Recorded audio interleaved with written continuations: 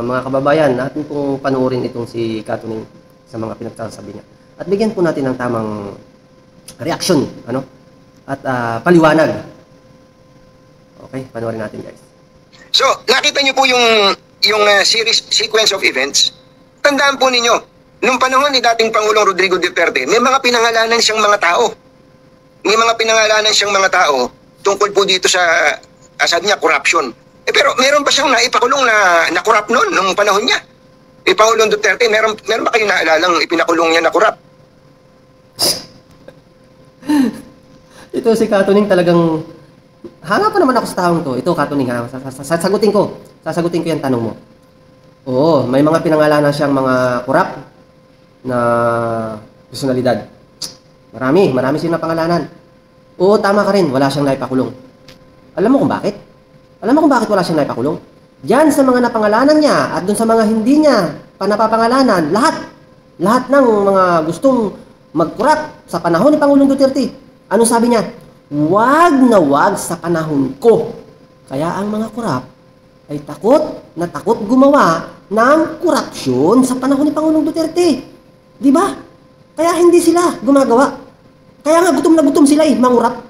Sa 6 na taon ni Pangulong Duterte, hindi sila nangungurap sa mga taong corrupt na yan. Di ba? Yun lang yun, Katuning. So ano ka ba? Bulag ka ba? Yan si Pangulong Duterte, may tapang at talagang tunay na leader. Di ba? Patuloy. Sige nga. Hindi ako, baka naman nalimutan ko lang. Grabe ka ha. Sige, tuloy. Meron ba? Wala. Pero in fairness dito sa presidente na to, si Pangulong Bongbong Marcos, magalit na kayo sa akin o magalit, kung hindi niya kinumpronta to, hindi tayo ganito kagising sa katotohanan. Hindi po ba, mga kababayan? Uy, gising na ang taong bayan sa nangyayaring korupsyon. Ang sinasabi mo kinumpronta ni Pangulong Bongbong Marcos? Diyos ko, Katuning, alam na po ng buong bansa ng mga mamamayang Pilipino ang nagaganap at talamak na korupsyon. Kaya itong si Bongbong Marcos nagsalita na upang kunwari siya yung nagbunyag sa mga korupsyon. Ay nung nandiyan pa si Pangulong Duterte at hindi pa nila kinigidnap para dalhin sa dahig, binubunyag na yan Pangulong Duterte yung korupsyon na yan. Yung nakawan sa kaban ng bayan, lalo na yung sa GAA, sa Baykam. Paano masasabihin mong si Bongbong Marcos ang nagbunyag sa mga korupsyon?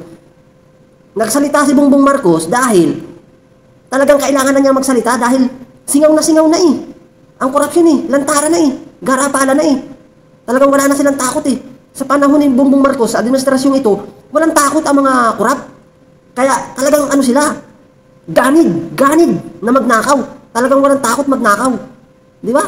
Yan ang totoo, Katuning. Ano ka ba naman? Sige, tuloy. Kung hindi ginawa ni Pangulong Bongbong Marcos itong mga pinagagagawa niya na to, hindi sana tayo mulat na mulat ngayon, galit na galit ngayon, na meron palang ganitong mulat na mulat. Uy, matagal na tayong namulat. Sa korupsyon ito, Katuning, matagal na. Hindi pa nagsasalita ang Pangulo. Talagang mulat na tayo sa mga nangyayaring korupsyon. Grabe ka naman. Huwag mong ipagtanggol yung Pangulo mong napakahina. Kaya nga, talagang ang mga korap walang takot dahil mahinang leader yung amo mo Di ba? Tuloy. Kasi ng sistema.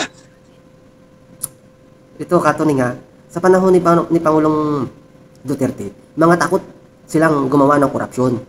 Pero dito sa panahon ni Bangag ng Pangulo mo, ni Bongbong Marcos, ay talagang walang takot na mangurap. Kaya lantaran pa nga dahil wala kang pakialam yung amo mo.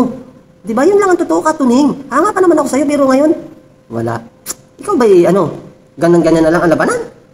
Ano ba? Ay, nako, mga kababayan. Ang administrasyon pong ito, Katuning, ay nasa bangin na. Kaunting galaw mo na lang, guguho na. Babagsak, pabulusok ang Pilipinas, ang bansang Pilipinas sa administrasyong ito ni Bongbong Marcos. Yun ang alam mo, buong bansa talagang singaw na pinag-uusapan na ang Pilipinas sa talamak at lantaran at walang pakundangang korupsyon dahil mahina ang presidente. Di ba yun ang sinasabi ni Pangulong Duterte noon bago pa siya bumaba sa pwesto?